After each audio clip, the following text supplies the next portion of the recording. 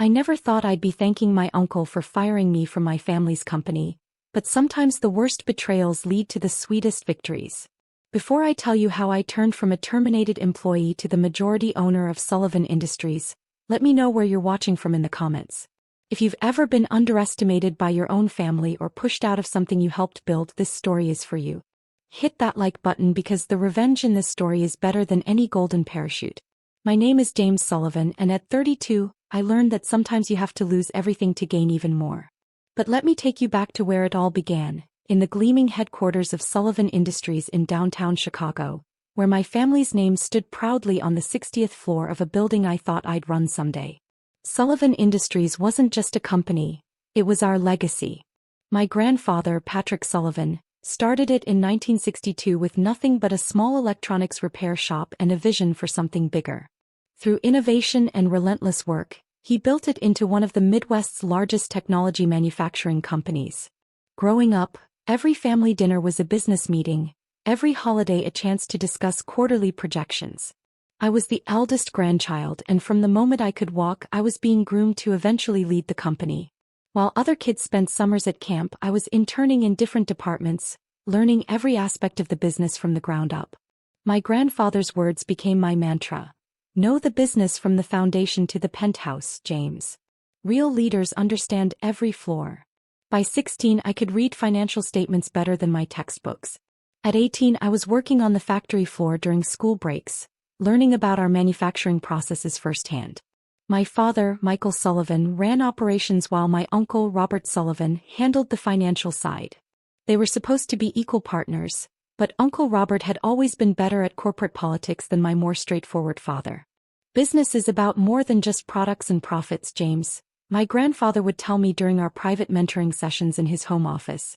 It's about understanding people, their motivations, their weaknesses, and most importantly, their ambitions. I took his words to heart, earning my undergraduate degree in engineering and an MBA from Northwestern. While my cousins treated the family business as their personal trust fund, I was putting in 18-hour days, learning every aspect of our operations. The problems began after my grandfather's unexpected death 5 years ago. He'd always been the balancing force between my father and Uncle Robert. Without him, the power dynamics shifted rapidly. Uncle Robert had 2 children, my cousins Derek and Victoria, both of whom held executive titles but rarely showed up for actual work. Derek, as vice president of business development, spent more time on his yacht than in his office. Victoria's role as director of corporate communications mainly involved posting on social media about being a girl boss. The real work fell to me and my father. We'd recently secured a major defense contract that could double our company's value, largely due to the manufacturing innovations I'd implemented. The future looked promising until it didn't. The day everything changed started normally enough. I was in my office reviewing production schedules for the new contract when my assistant, Sarah, rushed in looking worried. "There's an emergency board meeting," she said, her face concerned. "Your uncle called it, but your father doesn't know what it's about." I headed to the boardroom, passing the wall of Sullivan family photos that chronicled our company's growth. My grandfather's portrait seemed to watch me with concern as I walked by. The boardroom was already full when I arrived. Uncle Robert sat at the head of the table, my grandfather's old spot, with Derek and Victoria flanking him like corporate royalty. My father sat opposite, looking confused and increasingly angry. "Ah, James, good of you to join us," Uncle Robert said with a smile that didn't reach his eyes. "We were just discussing some necessary changes in company leadership." What followed was a masterclass in corporate manipulation. Uncle Robert had spent months quietly consolidating support among the board members, many of whom owed him various favors.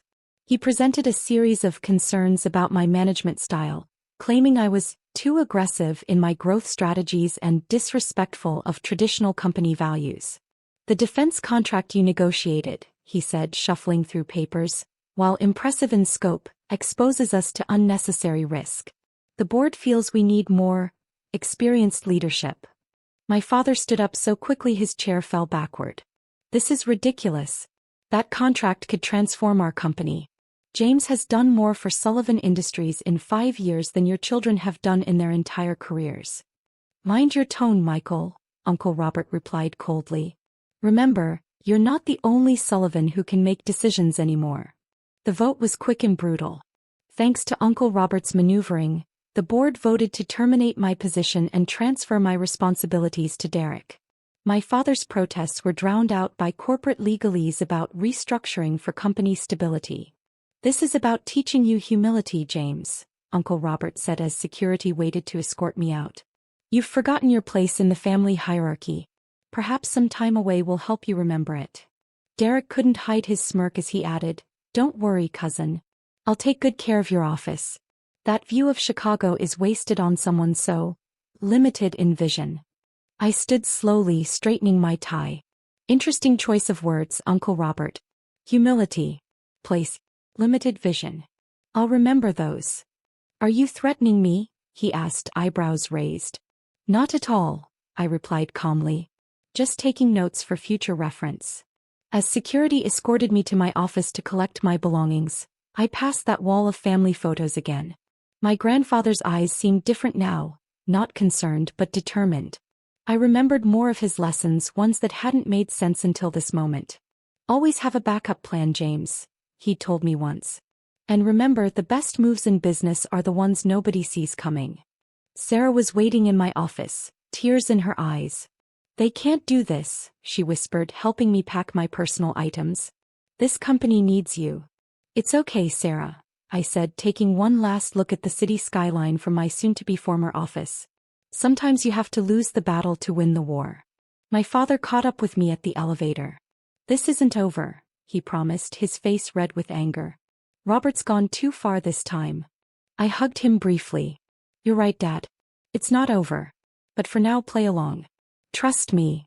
As I walked through the lobby of Sullivan Industries for what they thought was the last time, I pulled out my phone and made 2 calls. The first was to Jason Chen, my old roommate from Northwestern who now ran one of the most aggressive investment firms in Asia. The second was to Maria Delgado, a brilliant corporate lawyer who'd been trying to recruit me for years. "Remember that contingency plan we discussed?" I asked Jason. "It's time." To Maria, I simply said, "I'm ready to take you up on that offer. How quickly can you set up a holding company?" Uncle Robert thought he was teaching me humility. Instead, he was about to learn a lesson about underestimating the wrong Sullivan. Walking to my car in the underground parking garage, I smiled, remembering another of my grandfather's favorite sayings. "In business, son, it's not about who has the power today. It's about who's been quietly accumulating it while everyone else was showing off." The game was just beginning, and I had been preparing for this moment longer than anyone suspected. The 6 months following my termination from Sullivan Industries were a masterclass in patience and strategic planning. While my family assumed I was licking my wounds and learning humility, I was orchestrating the most significant business takeover Chicago had seen in decades. The first piece was already in place before they fired me. During my years at Sullivan Industries, I had been quietly purchasing company shares through various holding companies. My grandfather had taught me this strategy, helping me set up my first investment vehicle when I turned 21. "Always keep some cards hidden, James," he'd said, showing me how to structure the purchases to avoid detection. "The best advantage is the one nobody knows you have." Jason Chen's firm, Atlas Capital, became my primary partner in what we called Operation Homecoming. While Uncle Robert was busy installing Derek in my old office, Jason's team was acquiring Sullivan Industries stock through a network of shell companies. "Your uncle's making it almost too easy," Jason commented during one of our secure video calls. "He's so focused on consolidating board control that he's ignoring the actual share market." Maria Delgado proved invaluable in structuring the acquisitions.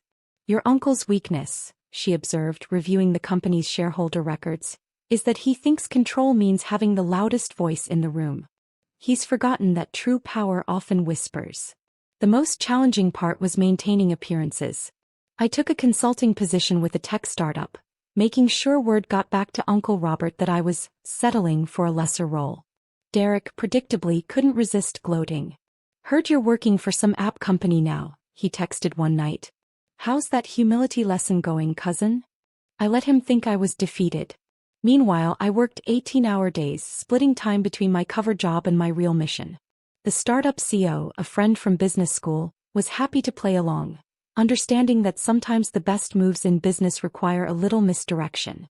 Victoria's social media posts became an unexpected source of intelligence. Her constant need to showcase her executive lifestyle provided regular updates on company activities. Through her Instagram stories, we learned about board meetings, potential contracts, and most importantly, Uncle Robert's growing overconfidence. 3 months after my firing, Sullivan Industries stock began to decline. The defense contract I'd secured was floundering under Derek's inexperienced management. Uncle Robert's conservative approach was causing us to lose market share to more innovative competitors. My father, still serving as COO but increasingly sidelined, kept me discreetly informed. "Robert's turning your grandfather's company into his personal kingdom," he reported during our weekly dinners. The board's starting to get nervous. That nervousness was crucial to my plan. Maria had identified several board members who might be receptive to a change in leadership. We began making subtle approaches through mutual connections, testing the waters for support. The real breakthrough came from an unexpected source. My grandfather's old secretary, Margaret, now retired but still sharp as ever, contacted me with interesting information. Before his death, my grandfather had established a series of trust agreements that Uncle Robert had conveniently forgotten to mention during the power transition. "Your grandfather knew Robert's nature," Margaret explained, sharing decades-old documents. "He built in safeguards that nobody's bothered to look for." Those safeguards, once Maria's team decoded the legal language, proved to be game-changing. A significant portion of voting shares were actually controlled by a family trust, whose terms gave preference to third-generation Sullivans actively involved in company operations. "Your grandfather was brilliant," Maria said, reviewing the trust documents. "He set up a system that rewards actual contribution to the company, not just family name." By month 5, our position was stronger than anyone suspected. Through various channels, we controlled nearly 30% of Sullivan Industries shares. The family trust documentation added another 15%. We just needed to consolidate a few more percentage points before making our move. The opportunity came when Uncle Robert, growing increasingly confident in his control, decided to celebrate the company's 60th anniversary with an extravagant gala. The event would coincide with the annual shareholders meeting, where he planned to announce a new direction for Sullivan Industries. "It's going to be epic," Victoria posted on LinkedIn. "Daddy's finally taking the company into the modern era. #girlboss, #familyempire. The irony of that hashtag would soon become apparent. 2 weeks before the shareholders meeting, I met with my father at his house. It was time to bring him fully into the plan. "You've been busy," he said, examining the documentation I shared. His eyes widened as he understood the full scope of what I'd accomplished. "I learned from the best," I replied. "Grandfather didn't just teach me about electronics and manufacturing. He taught me about legacy." Dad's eyes misted as he looked at old photos of him with his father. "Dad always said you were the most like him." Robert never understood that it wasn't just about the name, it was about the work. The final pieces fell into place in the days leading up to the shareholders meeting. Jason's team secured the last crucial block of shares we needed. Maria's legal team prepared the necessary documentation. Even Sarah, my former assistant who had quit shortly after my termination, helped by providing internal updates about Uncle Robert's plans for the meeting. The night before the big day, I stood in my grandfather's old home office, now maintained as a kind of shrine by my grandmother. His presence seemed especially strong as I reviewed our strategy one final time. "Business isn't just about making money," his voice echoed in my memory. "It's about building something that lasts, something worthy of the name you put on it." Tomorrow, at the shareholders meeting, everyone would learn exactly what the Sullivan name meant to me. Uncle Robert would discover that his lesson in humility was about to become a masterclass in underestimating the wrong person. Looking at my grandfather's portrait, I smiled. "Time to restore the foundation you built," I whispered, "and maybe teach a few lessons of my own." The morning of the shareholders meeting dawned clear and cold, typical Chicago weather for early October. I stood in front of my mirror, adjusting my grandfather's old tie pin, a simple gold S that he'd worn to every major company event. Today it would witness another Sullivan milestone. The meeting was being held at the Grand Plaza Hotel, where Uncle Robert had spared no expense in creating his moment of triumph. The ballroom was decorated with 60 years of Sullivan Industries history, photos, prototype displays, and a particularly large portrait of Uncle Robert himself, recently commissioned to mark his visionary leadership. I arrived early, waiting in a side room while the space filled with shareholders, board members and family. Through the door I could hear the growing buzz of conversation, the clink of coffee cups and the rustle of presentation materials being distributed. "Ready?" Jason asked, joining me with a tablet displaying our final share counts. "Everything's in place." Maria arrived moments later, legal documents in hand. "The trust documentation is ironclad," she confirmed. "Your grandfather's provisions are clear and enforceable." At precisely 9 a.m. Uncle Robert called the meeting to order. From my hidden vantage point I watched him take the podium, the very picture of corporate confidence in his bespoke suit and practiced smile. "Welcome to this historic day for Sullivan Industries," he began, beaming at the assembled crowd. "As we celebrate 60 years of family leadership, I'm excited to announce our vision for the future." Derek and Victoria sat in the front row, both scrolling through their phones. My father sat further back, trying to hide his slight smile as Uncle Robert launched into a presentation about modernization and strategic restructuring. "The old ways of doing business are behind us," Uncle Robert declared, clicking through slides showing his proposed changes. "It's time for bold new leadership and fresh perspectives." The changes he outlined would have made my grandfather weep. Cost-cutting measures that would gut our R&D department. Outsourcing plans that would eliminate the quality control my grandfather had built his reputation on. A complete departure from the principles that had built Sullivan Industries. "And now," Uncle Robert said, reaching the end of his presentation, "I'd like to call for a vote on these initiatives. As majority shareholder and chairman of the board." "I'm afraid there's been a misunderstanding about that majority," I interrupted, stepping into the room. The silence was immediate and absolute. Uncle Robert's hand froze mid-gesture as I walked to the center of the room. Derek actually dropped his phone. Victoria stopped mid-selfie, her perfectly arranged expression crumbling. "James," Uncle Robert recovered quickly, his smile tightening. "This is a private shareholders meeting. Security is unnecessary," I finished, nodding to Maria, who began distributing documents to the board members.